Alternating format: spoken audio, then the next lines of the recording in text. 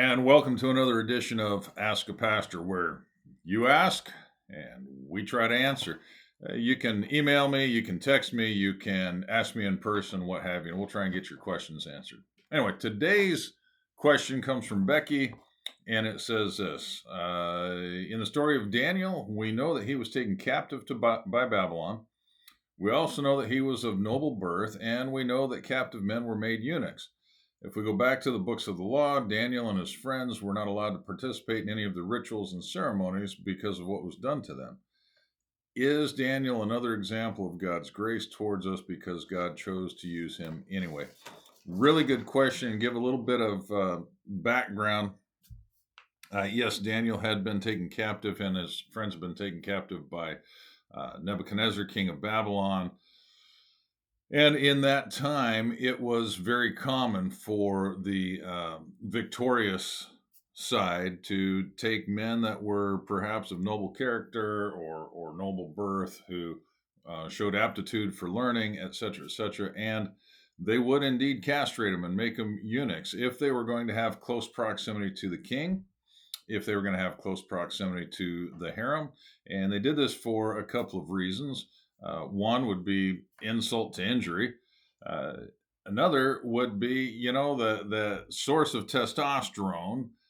You take that out of there, and it kind of takes the fight out. It mellows a guy down. It has tendency to cut the sex drive, etc. So less chance of a eunuch raping the king's harem, less chance of a eunuch going ahead and trying to rise up against the king.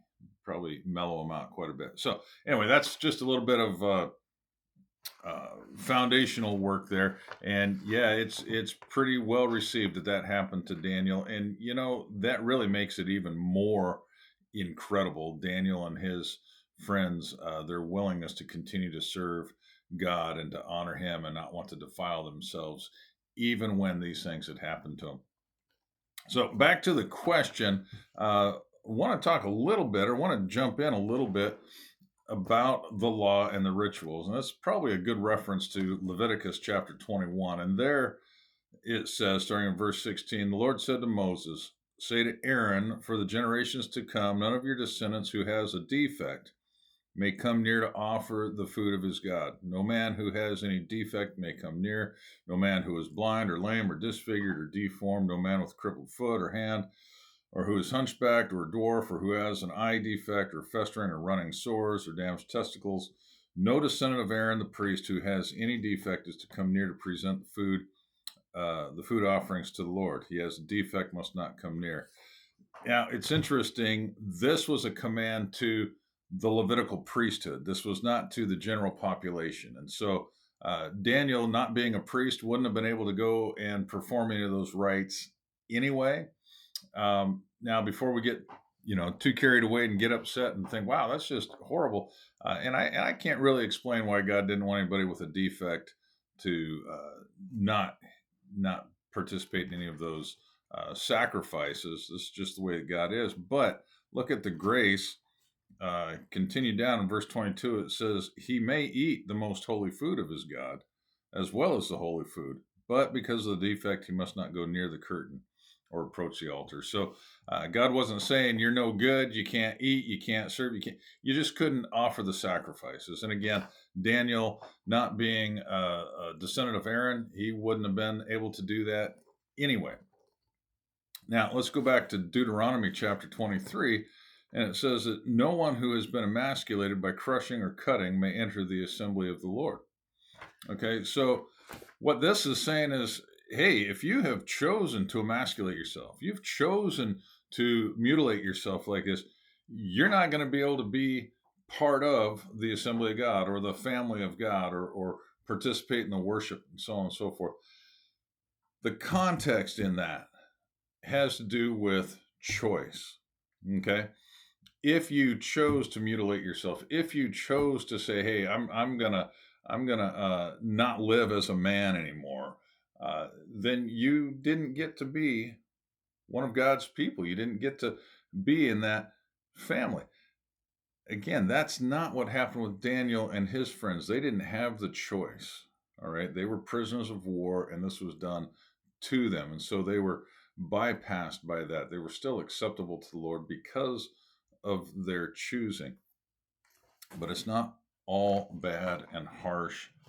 Isaiah, which actually came out before Daniel's experience, Isaiah, um, he ministered between 740 and 680 BC, where Daniel was taken captive about 605 BC. Anyway, listen to what it says in Isaiah 56. Let no foreigner who is bound to the Lord say, the Lord will surely exclude me from his people. And let no eunuch complain, I'm only a dry tree. For this is what the Lord says to the eunuchs who keep my Sabbaths, who choose what pleases me and hold fast to my covenant. To them I will give within my temple and its walls a memorial and a name better than sons and daughters. I will give them an everlasting name that will endure forever. Now, as we're talking about Daniel and the fact that he had been emasculated and was a eunuch, and we're talking about eunuchs not being able to be accepted by God in the fellowship there, we see good news in Isaiah. And why I say we is that there is an awful lot of talk these days. Gender dysphoria is a big subject, and transgenderism is a big subject today. And the reality is, number one, God doesn't make mistakes, especially concerning especially concerning anything, but concerning gender, he doesn't make mistakes. But we do. And if we take matters into our own hands and say, you know what, I don't feel like I'm this gender or that gender, I'm going to mutilate my body, I'm going to take drugs or whatever to change things, I'm going to have surgery to change things, we're taking matters into our own hands and we're putting ourselves on the wrong side of God's blessing. But here's the good news. Just like we can make bad decisions and bad choices, we can also make good decisions and good choices. And we can change our choices. And so an individual that has gone through, maybe you have dealt with transgenderism or dysphoria. Maybe you have family who has, and you're thinking that all is lost. All is not lost. You just have to choose to honor God, choose to submit to him, choose to live the life that he called you to. And he will, as it says in Isaiah 56, give you a name better than sons and daughters, give you an enduring, lasting name. That would be, by the way, his name. So there you go. I hope this helps. Check us out week by week. Got questions? Send them in. We'll talk to you later.